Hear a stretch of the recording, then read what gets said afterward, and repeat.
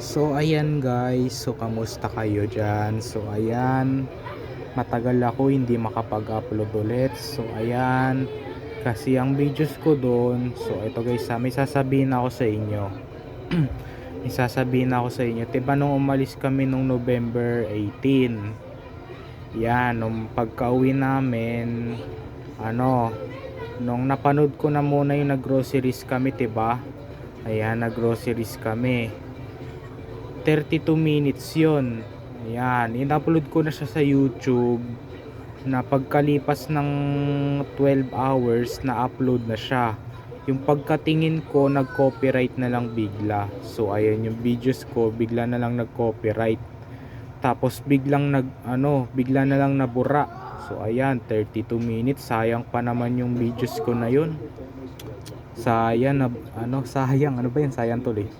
Sayang yung videos ko na yon nabura kasi na copyright kasi dun sa may products na yun na pinag-grocery namin sa market kasi meron ding music dun at saka nare-record yung mga music dun at saka mga products dun, kaya dahil na copyright bigla yung videos ko na yon. 32 minutes pa naman ang inabot dun, ang haba-haba nun. So ang ginawa ko na lang, ginawa ko na lang shorts, tapos in-upload ko. So yung ano ko na yon, yung shorts na videos ko na yon, yung yung nagkaway na lang sila sa akin, tapos nag shout out sila. Ayan, yung nag-aayos ng mga pagkain, silang dalawa na magkalalaki, nag shout out sila sa akin. Ayan, tapos shinout out ko rin sila so ayan. So ang subscribers ko pala doon ay 380 na. So ayan, so malapit na sa 400. So mag-subscribe pa kayo sa akin. So ayan, so kasi dahil puro tayo math, kaya dahil puro na tayo math, kasi ngayon ay third quarter pa naman kami ngayon so ayan, so kasi sa next year guys, sa next year 2026, ano na namin ngayon, ano na namin yon, fourth quarter na. Kasi nung napanood ko dun sa may YouTube, yung sa YouTube channel ni Matt Bilang, fourth quarter grade 4 math, nakita ko doon medyo mahirap na siya kunti.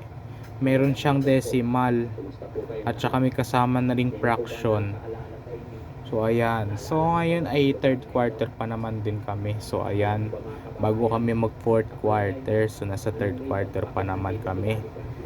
Yan, so ito na kasi yung pinag-aaralan namin ngayong third quarter naman. Ayan, so ayan guys so may sasabihin nga ulit ako sa inyo. Ano ba yan? So kasi sa susunod, sa next year 2026, fourth quarter na namin ngayon.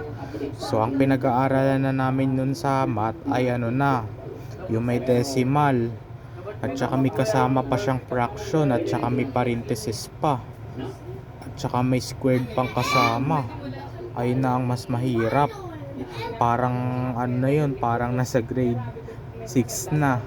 Kahit yung grade 4 parang pang grade 6 na Ayan, so ayan guys, kasi kahit puro tayo math, kahit puro tayo math guys, kahit mahirap yung kahit mahirap na yung lesson namin sa math, na kahit puro tayo math, kailangan pa rin natin yan practicein. So ayan, so kahit puro tayong mathematics, kailangan pa rin natin yan practicein. So ayan, so meron tayo ditong example na sinulat, itong fraction na to. So ayan, so hindi mo ba alam kung ano yung gagawin ko? So ayan, guys, so meron tayong ang tinatawag na sa itaas ay numerator, tapos denominator naman yung nasa ibaba.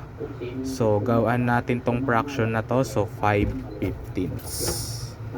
Yan, so ayan guys, so ang gagawin natin dito ay papaikliin natin. So ayan, so papaikliin natin yan. So ayan, so kailangan natin gumamit ng factor.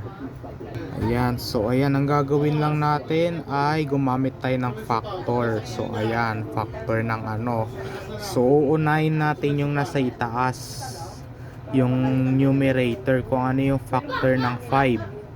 So ganito ang gagawin natin na tignan nyo ko. So 1 times 5, tignan natin kung 1 times 5, 5 pa rin. So, ayan. 5 pa rin. Tapos ayan, 5 times 1. Ayan, 5 times 1. Ito na kasi yung pinag-aaralan namin ngayong third quarter. So ayan. So ayan, ito yung factor ng 5. Ayan, factor ng 5 yan. So factor naman ng 15 nasa denominator. Factor naman ng 15. So ayan, so 1 times 15 muna. Okay, dahil di ako nahir. Ano pa rin, 15. Ayan, so pagkatapos okay, 3 times 5. Ayan, 3 times 5, 15. Ayan. Wala na ba? Wala na. So ang gagawin natin dito, kung ano yung gagawin natin. So ayan, so meron na tayong factor na 5 at saka factor na 15. So ayan, so ano yung mas ano dito? Yung mas mataas. Ano yung magkakapareho daw? Ayan, so itong 1 hindi pwede. Itong yung magkakaiba hindi rin pwede. Hahanapin lang natin dito yung magkakapareho. So ayan, so ang ano natin dito, ang magkakapareho natin dito ay yung 5. So bibilugan natin yung 5. Ayan. So anong gagawin natin sa dalawang 5 na to? So nabilugan na natin yung magkaparehong number na 5. So ayan, anong gagawin natin sa dalawang 5 na to? Magdi-divide tayo. So ayan, so i-divide natin tong isa dito. So same lang sila, same. Tapos ito 5 din. Ayan. Maglagay tayo dito ng blank na fraction. Ayan. So ayan, same na sila. So ang i-divide natin sa 5/15 ay yung dalawang 5. Hindi sila magkaiba ha. Pag magkaiba sila dito, mali yun. So kailangan same sila.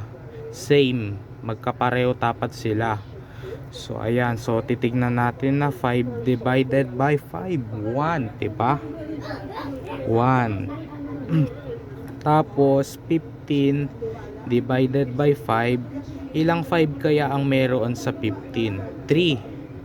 O yan, 3. Ang dali lang. O ito na yung pinag-aralan namin ngayong third quarter. Ang final answer natin ay 1/3. Ito na ang final answer natin, 1/3. Ganun lang kasimple. Dali lang. Nagawa ko na lang bigla. I-comment mo nga dyan kung tama ako. Ayan. Ano na namin yan, third quarter. Yan, bye. Yun lang. Ayun yung sagot, final answer, 1/3.